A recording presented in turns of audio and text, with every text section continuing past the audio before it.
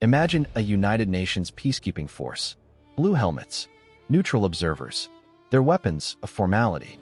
Their mission, to keep the peace, not to make war. It's 1961, in the mining town of Jadotville in the Congo. And for 155 Irish soldiers, that idea is about to be shattered. They are surrounded, outnumbered 20-1, by battle-hardened mercenaries and local forces.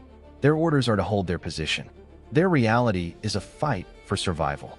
This is a story of impossible odds, a forgotten battle, and a controversy that would simmer for decades. I'm Ibnul J. Farabi, and this is Flashpoints, the wars that shaped us.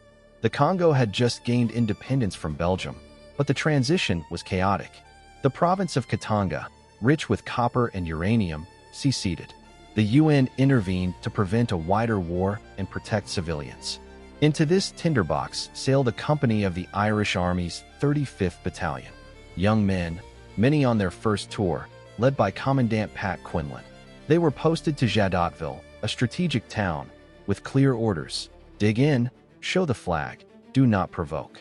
Quinlan, a professional soldier, saw the threat immediately. The town was a bowl, surrounded by hills. He ordered his men to fortify their position with trenches and sangers. His requests for more support and clearer rules of engagement were met with reassurance from UN headquarters. The peace, they were told, was holding. It did not hold. On the morning of September 13th, as many Irish soldiers were attending Mass, Katangan's forces launched a surprise attack. The first burst of machine gun fire wounded a soldier. The shock was profound. These peacekeepers were now under direct, lethal assault. Commandant Quinlan's preparations paid off. His men held their perimeter. But the enemy regrouped, bringing in heavier weapons and, crucially, French and Belgian mercenary pilots flying Fuga Magister jets. The Irish had no air support, no heavy artillery. They were pinned down. Their water supply was cut. The UN force sent to relieve them was ambushed and turned back. In Dublin and at UN headquarters, there was disbelief. Irish soldiers? In a real fight? The men at Jadotville were on their own. For 5 days, a company fought. They used their limited 60mm mortars and machine guns with devastating efficiency, beating back wave after wave of attacks. They conserved ammunition, aimed carefully.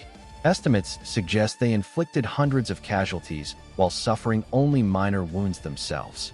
But they were slowly being worn down. Their water was gone. Ammunition was running low. The constant shelling and strafing from the air was relentless.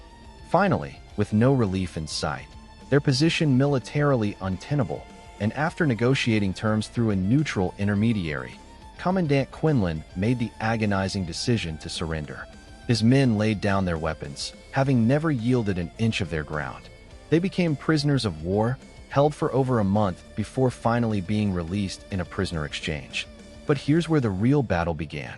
The battle for their reputation. When they returned home, they were not greeted as heroes. There was a stigma. In the eyes of some in the Irish command and the UN, they had surrendered. They had, in a twisted sense, embarrassed the institution of peacekeeping by getting into a real fight. They were told not to speak of it. For decades, their valor was buried by bureaucracy and political embarrassment. It was only through the relentless campaigning of the veterans themselves, and later their families, that the truth emerged. They hadn't failed their mission. The mission had failed them. A formal Irish government inquiry in 2004 finally vindicated them, acknowledging their heroism and professional performance.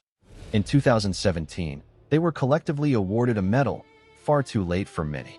There's a profound lesson in Jadotville about the gap between policy and reality. We create systems, like peacekeeping, with the best of intentions. We give men rules built for a world we hope exists. But on the ground, in the dust and the noise, reality doesn't follow the script.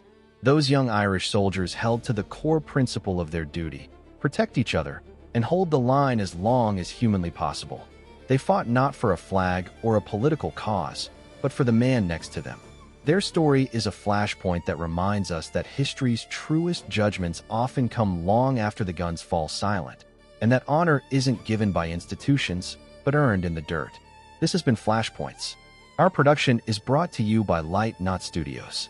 Find more stories that connect the past to our present at https:// www.lightnotstudios.com.